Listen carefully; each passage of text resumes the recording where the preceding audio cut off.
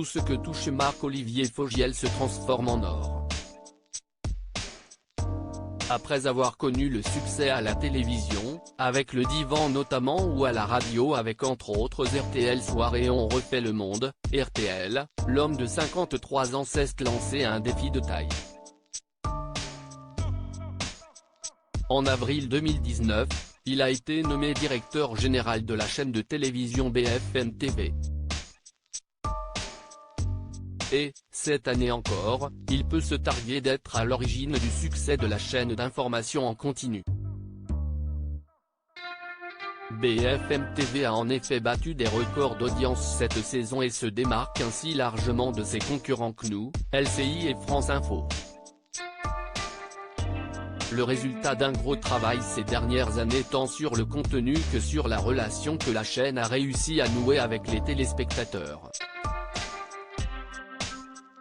Interrogé par Télévision Mag, Marc-Olivier Fogiel a livré son analyse sur ce grand succès.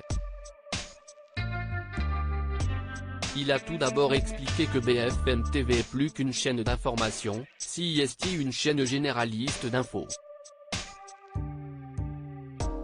Il est fier de pouvoir proposer des tranches très identifiées avec des incarnations fortes et des offres éditoriales différentes qui vont du reportage à des émissions d'analyse et d'expertise, du live ou des émissions spéciales en soirée. Derrière se trouve toute une équipe qui travaille d'arrache-pied pour offrir le meilleur contenu possible au public.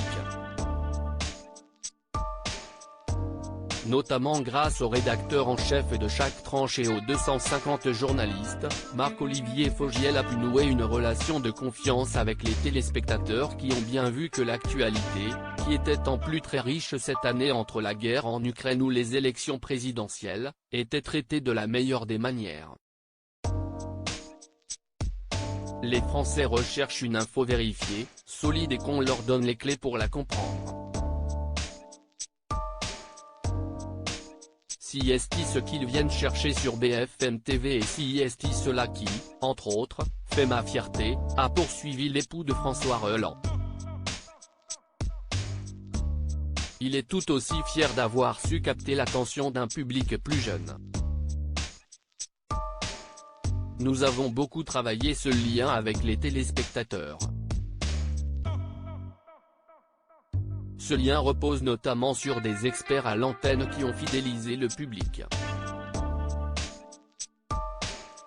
Il vient pour être informé intelligemment mais sans ressentir d'anxiété ni assister à des débats stériles, voire polémiques, a-t-il ajouté.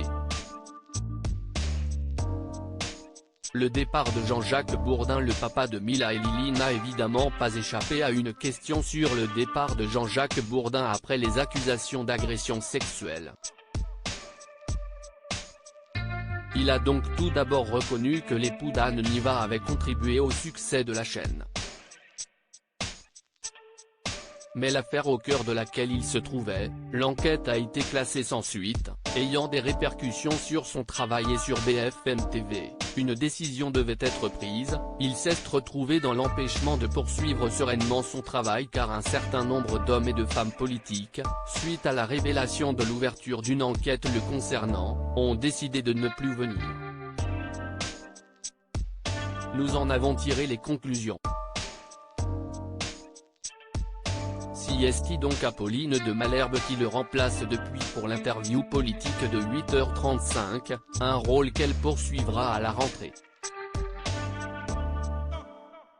En outre, elle sera aux commandes d'une interview quotidienne qui s'appellera Face à Face.